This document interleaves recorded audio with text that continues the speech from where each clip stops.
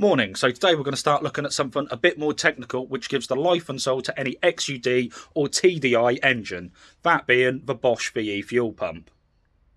So here we have the Bosch VE fuel pump itself. This one is specifically bodied for the Xud series of Peugeot engines and features a 9mm injection head. So the plans for this fuel pump are fairly simple. We're looking at doing a full teardown and refurbishment. We're looking at changing from a 9mm head to a 10mm head. That will increase fueling and reduce the fuel duration times for a specific volume of fuel, meaning the fuel gets into the engine quicker. We are also looking at doing an LDA grind. This will increase on-boost fueling. And then finally we're looking at Gov'ner mod on the pump, which will allow it to inject fuel into the higher RPMs.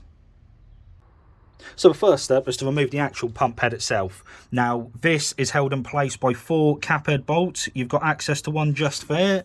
You've got one hidden just underneath the throttle arm under here.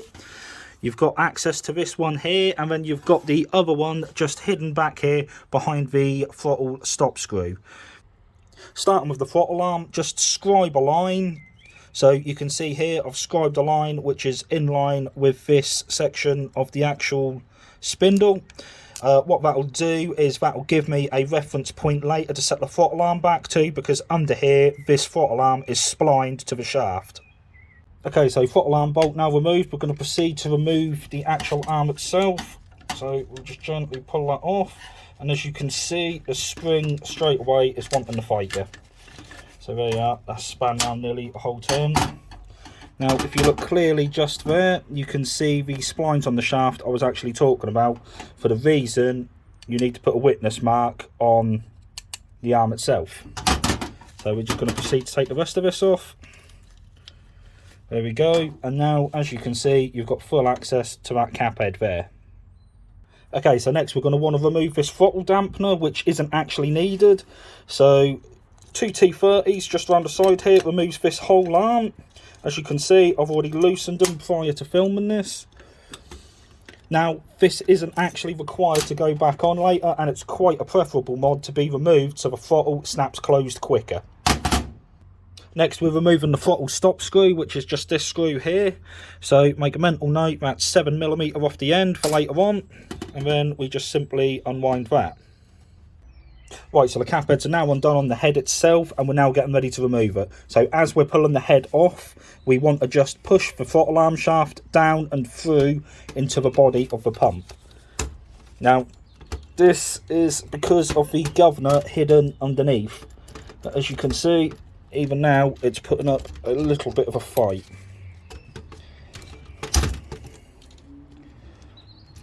Oh, ain't got to play ball. So we're just going to go in for a looky look underneath just to show you what's going on here, and this is the Gov'ner arm which we're actually fighting. As you can see, I've also forgot to mention to remove this spring, so remove that before you end up bastardising it. So that's the head now removed off the pump. What you can see here, so this is the throttle arm which was coming through the head, and you can see the Gov'ner assembly here now. If you look, there's 2 flats on here just to release this out of this arm. So you've got to push that along to the 2 flats and gently lift that out of the slot. Simple as that.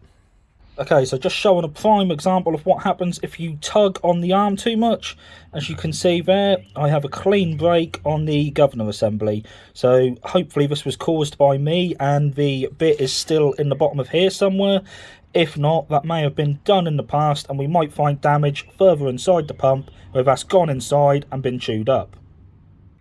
Okay, so next we're going to look at removing this Gov'ner assembly in here. So this is a little pulley which is driven by the main shaft here, and there's some centrifugal weights which allow the centre shaft just in here to come out when the pump is being span up.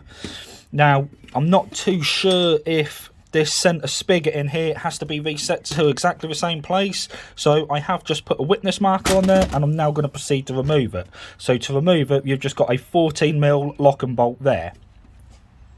Okay, so lock and nut removed. I'm just going to take a reference measurement from there. That is 7mm, and I've recorded that. So 5mm Allen key, and we can begin to unscrew the centre shaft.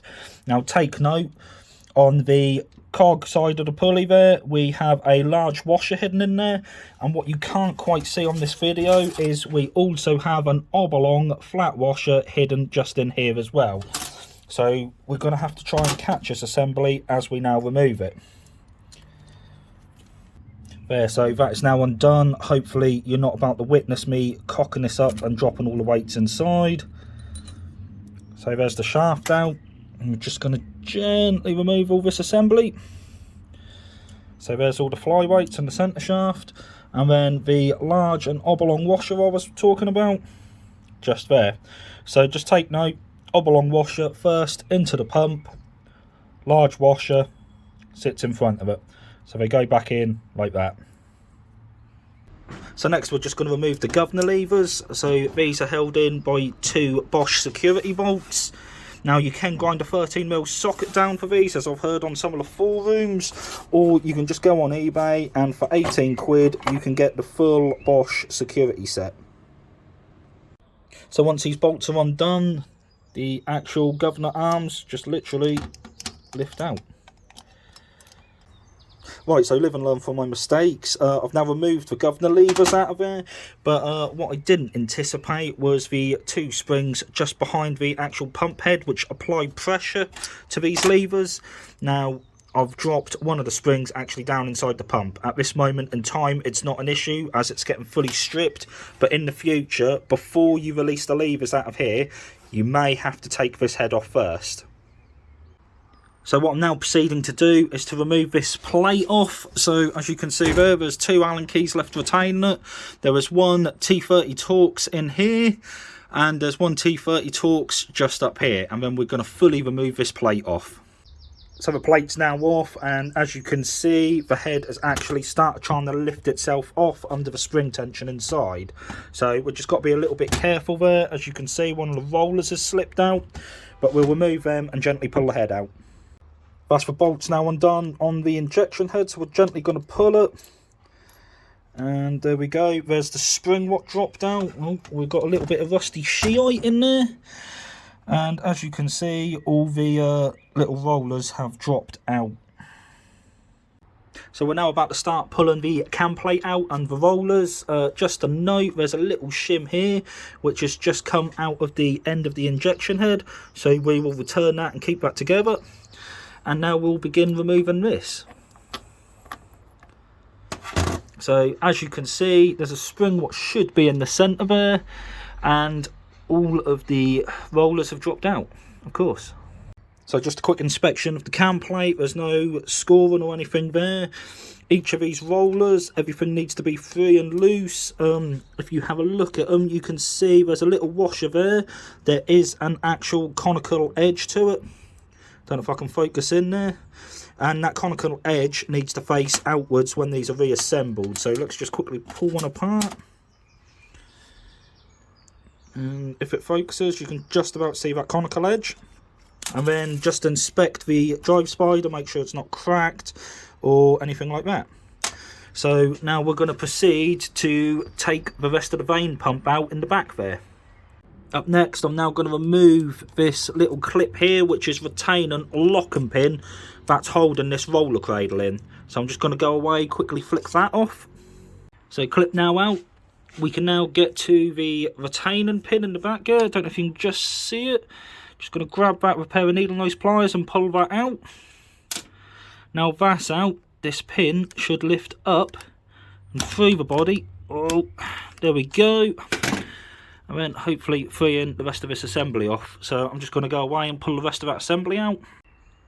That's the roller assembly now out. Now if you look inside, you can see the pump was wet stored with diesel, but of course diesel still contains water, so it's built up some corrosion. So ideally you want to be storing these pumps with engine oil 530 or 1040.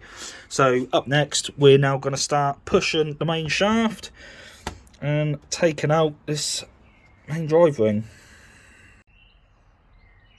So the main drive shaft took a little knock just to get it out, and now we're starting to see the extent of the corrosion built up inside of this pump.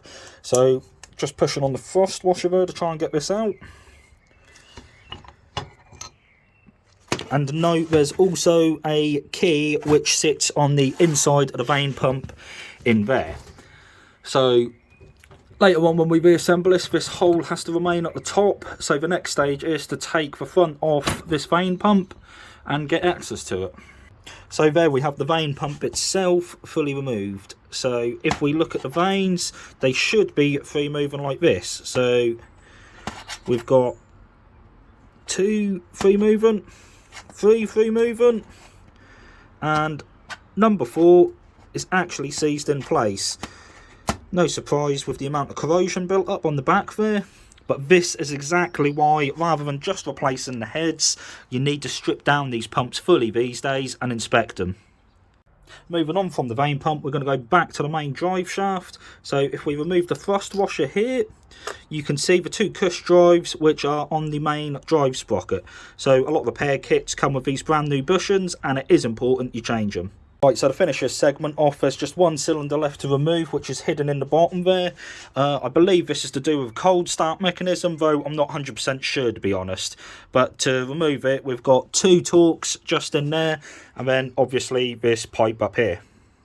So with the 5mm cap head banjo bolt removed and the 2 Torx T30s, you can remove that unit straight off there and get straight to the cylinder.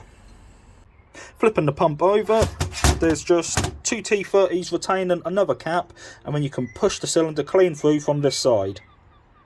Okay, so I eventually got the cap off there. Had a little bit of trouble because the bolt had started to round, as you can just about see there.